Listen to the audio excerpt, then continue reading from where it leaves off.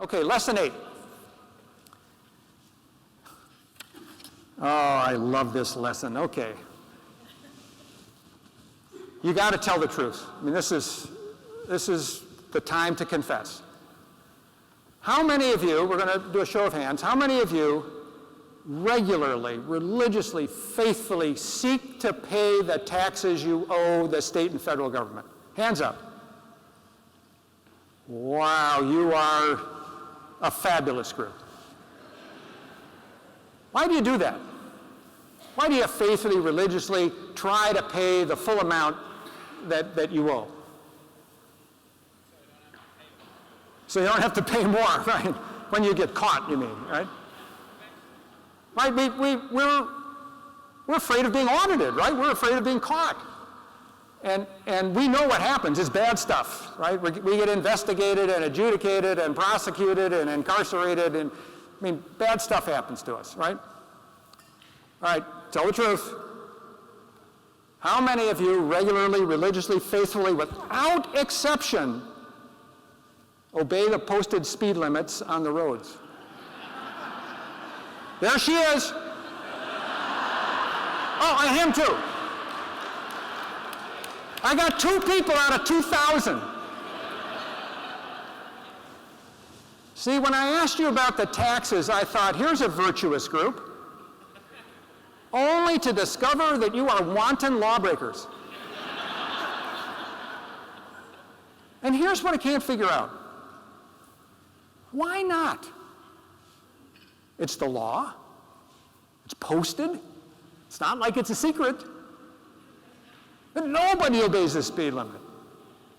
Do you know that the odds of being caught speeding are 4 times the odds of being caught cheating on your taxes? Even though it's 4 times more likely you're going to get in trouble, you still wantonly break the law. Why do you do that? Well, let me ask you a different question. How fast do you drive? You drive about 7 miles beyond the speed limit, right? So if it's posted at 55, you're driving 62.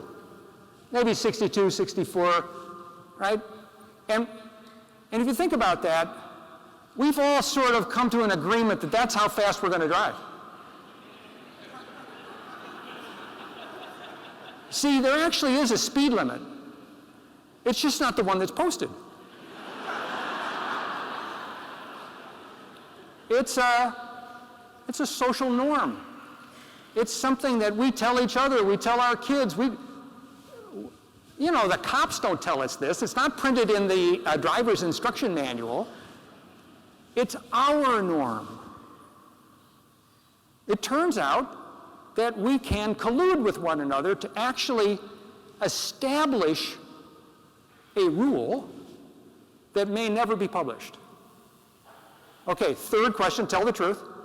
How many of you regularly, religiously, and without failure recycle your trash? Just like the taxpayers. Virtue restored. But this one is even more perplexing. Really, you know, extra handling of our garbage is really not virtuous. It sucks. Getting in there and separating trash and hauling stuff out and all that rigmarole. Why do we do this? In most places, we're not required to. Most places, you can't get arrested if you don't do it. Most places, there isn't even a 12-step program for people who don't recycle. But everywhere I go, everybody recycles. Even I recycle.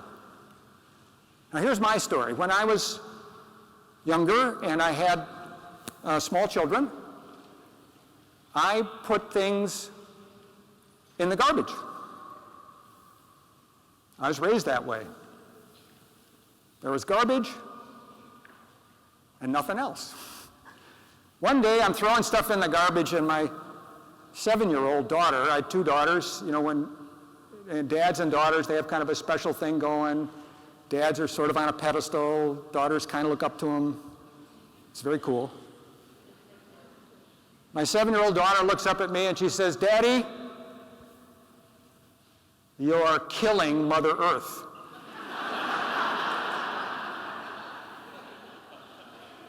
Kind of hard to take. Knocks you off that pedestal. I said, "Well, how would you know that?" She says, "Oh, we're learning this in school." Turns out the schools were a subversive activity. They got into this stuff about solid waste disposal and, the future of the planet and all this stuff that I didn't know anything about because I was raised in another era. Now, where I live, they also ran all these ads on TV that showed that our solid waste would fill up our football stadium once a month. Some of us wondered, who cares? Although this year, we really do care. That didn't work. Sending kids home from school, that worked a lot better. And then they did this other thing. They gave us the bins. You guys got bins, right? Some are green, some are yellow, some are blue. And when they gave us the bins, I just love this part of this whole deal. They gave us the bins and they said, "This is for your convenience." Like sorting garbage is a convenient activity. But that's not what the bins were for. The bins were part of this subversive plan that the recycling folks had gotten into. And well, the best way to explain this is, again, kind of where I live. So I live in Minnesota and it's cold. I think we've established that. So in January, on Wednesdays, I have to take out my garbage and my recycling. So I get up, I get on everything I own, and I trudge out and I take the garbage down to the end of the driveway. It is frickin' cold. I go back, I get the first recycling bin, I bring it down, I slam it into the ice and snow at the end of the driveway. I go back, I get the second recycling, this is really convenient, I get the second recycling bin, I slam it, and now I got everything at the end of the driveway. What do you think I do next? I look around. I'm taking attendance. See, those bins, they're not about convenience. Those bins are a way of enforcing a social norm. They are a way for each of us to be accountable to one another. This is a very sophisticated strategy. I mean that wholeheartedly. It's a very sophisticated strategy to get people to comply with a norm even though they're not required to. And the level of compliance is astonishing for something we're not actually ordered to do. So this lesson, I think, is really important for those of us in government, because so much of what we do in government is about establishing norms and then helping people figure out how to comply with them. And we all grew up with the enforcement model. We'll order people to do things, then we'll investigate, we'll adjudicate, and we'll prosecute, and then we'll incarcerate. But that's not the only model.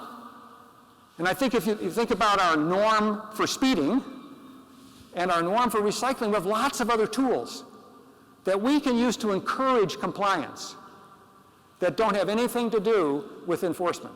And by the way, they're cheaper, they engage the public more effectively, and they've actually got people like me to recycle, which I never would have thought was possible.